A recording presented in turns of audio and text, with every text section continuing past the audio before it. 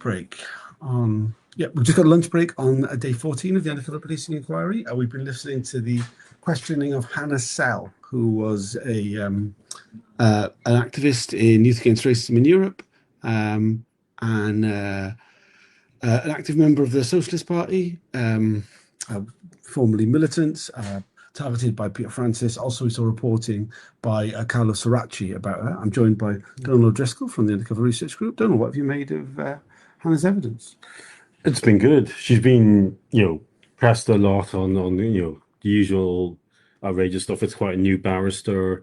He's clearly, not got grips with the material the same way that others like Dave Barr have.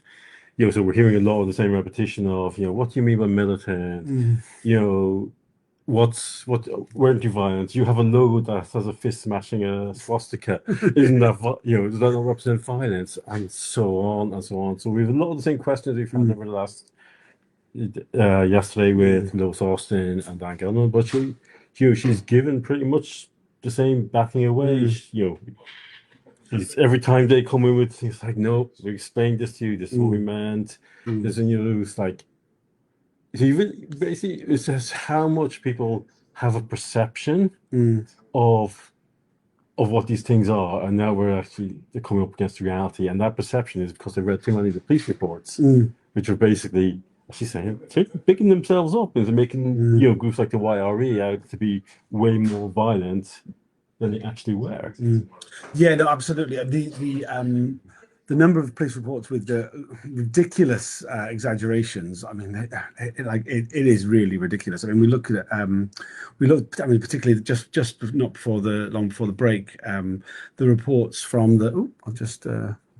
No, that's still going. The reports from Peter Francis on the Bavarian summer camp, the YRE summer camp, where he claims that the security was being provided by East European Black Bloc armed with AK-47s. I mean, deep in Nazi territory. There's the over the top as fuck. I mean, just really ridiculous reporting. And I mean, we saw that as well with the reports describe somebody as being violent because they had a violent Irish accent. As a member of the Irish community, Donal, how do you feel about that? I'm not sure I can answer that. It was quite offensive. I'm sorry, but it's like, but that is such a racist stereotype. Irish is like, oh, you're from Northern Ireland. You must be violent. You must be a gun-toting member of the IRA. It's so lazy. So much of this so lazy. It's like you're being sent in there to gather actual intelligence, but what you're producing is just lazy stereotypes. Oh, come on. Yeah, we also saw a lot of Carlos Soracci's reporting on Hannah Sell.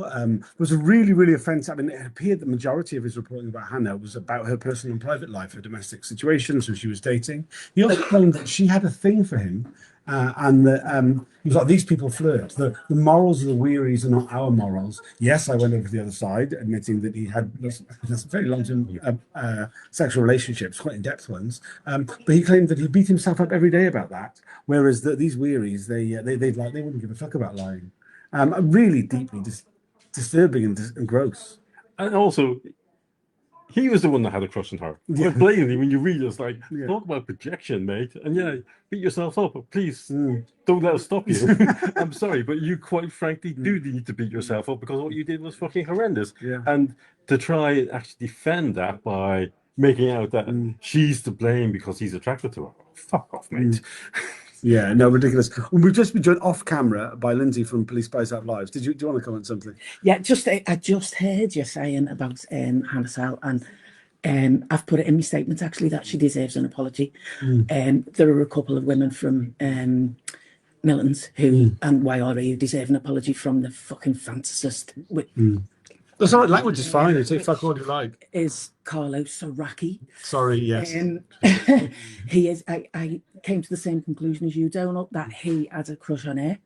And so he, as he does, turned the tables completely on that and just tell the opposite in his statements.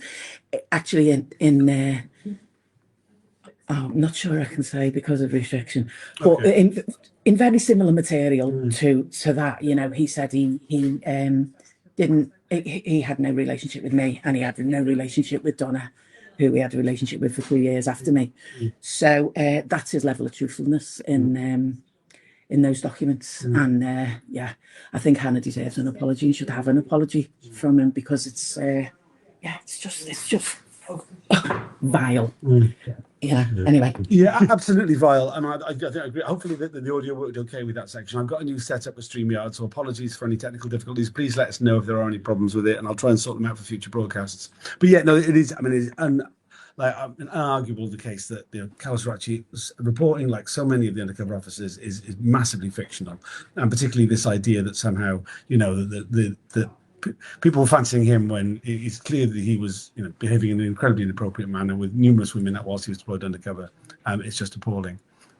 We also saw a bunch of reporting once again about the Earl's Court incident, which incredibly violent, unprovoked attack by police on demonstrators who'd been protesting against the Blood and Honour Nazi gig that day. They drove basically across London in a special tube train to Earl's Court, where they basically set about and stove their heads in. I mean, we heard from Lois Austin how misogynistic language was used as she was being kicked and punched on the floor by the officers.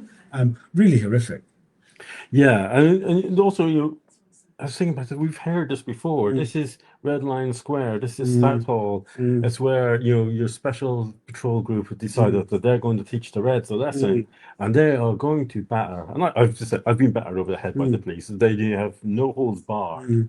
When it comes to causing that sort of violence. I can only imagine the horror of actually being set upon like that, and I can totally believe it. And they can say, "Oh, it was a spontaneous whatever bullshit they want to come up with." But they managed to locate a train, empty a station, and have riot police saying, how is that not a pure and blatant setup? Is a revenge attack? Is police as just, defenders of the community, defenders of the police? No, they're just a giant fascist gang. Yeah, absolutely. And I think this is really one of the key things about this inquiry. Though supposedly this inquiry is looking into the role of covert political policing, what actually it's also shining a light on is another very overt political policing, the extreme violence from the police against protesters. I think the Earl's Court example is a very strong example, but we saw it ourselves with Welling, so many other examples, way in which the police have decided that protest is a form of criminality, and that almost like in some sort of like tribal manner, they're out to get people who organize, who mobilize, singling out people who've been responsible for putting together protests and organizing protests and mobilizing people for specific attack. And we see that it runs through the reports, it runs through their actions on those days, and it really paints a terrifying picture, really. Yeah, and how much of the justification for the special demonstration squad is their supposed, public order remit. They're there to report on groups that are likely to create public order. They're reporting on themselves. That's the honesty. And what makes it more sickening for the undercovers, they knew that, they witnessed it. What did they do? Well, fuck all. It's like, that's why we have no sympathy for them, because they stood aside and let their mates in uniform. Well, in fact, they did kill people. So I'm sorry, you're an complicit to murder. Go away. Yeah, absolutely. That concludes the questioning of Hannah Sell today. There is an afternoon questioning session as well of Frank Smith. Now, this somewhat unusually, that this session is a closed hearing, and we're not able to attend at all. I won't be able to report on anything that's said during that hearing. I can only presume that the transcript will come out in some sort of timely fashion, or a version of it, maybe a gist of it. Is there anything you want to say about Frank Smith's evidence? Not at the moment. No. Yeah. I mean, Frank Smith is a member of the public. He wasn't a police officer. He was someone sort of connected with all the other witnesses we've had for the last couple of days, connected to Youth Against Racism in Europe, militant Labour, and so forth. I'm unsure why he's asked for such a high level of privacy. I would totally respect that, respect the desire of any civilian witness to have privacy from their hearings at the inquiry. Often, a lot of the reporting on them has been deeply personal and private. We saw so much about Hannah's personal private life, her relationships, and so forth. And keeping those out of the public gaze is totally understandable. And people who are giving evidence to the inquiry have every right to do that. So I won't be speculating anything on it. If any information does come out at a later date, that is publicly available, I will comment on it as I have done with everything else. But I think that's it for today. We'll be back again tomorrow with Alex Lande tomorrow. Yeah. Yeah, Alex Lande tomorrow. Then on Wednesday is Suresh Grover, and on Thursday, Baroness Doreen Lawrence. So a busy day, nearly all relating to the deployment of Peter Francis, who will be giving evidence next week. And HN81. Oh, yes, and HN81. Yeah, Trevor Morris. A lot of stuff. Trevor Morris mentioned actually a lot today. A lot of his reports coming up. Hannah Selgin, never knew him, never met him, but he reported on her. I mean, this is quite a common thing, actually. You might not know the undercover police officer, but they knew you. Yeah, yeah. And this is the thing: is that warfare, you never quite. There's obviously talking to a couple of people, but most of the time they're just sitting observing, making notes. You know, she used the phrase to describe it, Carlos Iraqi, but I think it applies to them all. Creepy. If you had somebody sitting there making notes on you, how is that not creepy? You have to look at yourself for what you're doing. Yeah. Yeah, absolutely. I'll be doing a Twitter Spaces later on this evening. I'll try and get the scheduling of that out a bit in advance so people have the opportunity to join. I realise I'm quite a few days behind with the little short scripted videos I've been doing for each day of hearings. I will try and catch up with that. As you can see, it's a fairly big workload, so bear with me. If anybody wants to support this work, you can do at kofi.com/Tom Fowler. But as for that, thanks for now.